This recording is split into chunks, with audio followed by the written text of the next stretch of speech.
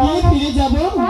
সুন্দরী, হ্যাঁ, আমি ভুল করে তোমার মাটির কলস ভেঙেছি, কিন্তু আমি কথা দিলাম তোমাকে আমি একটি স্বর্ণের কলস উপহার দিব।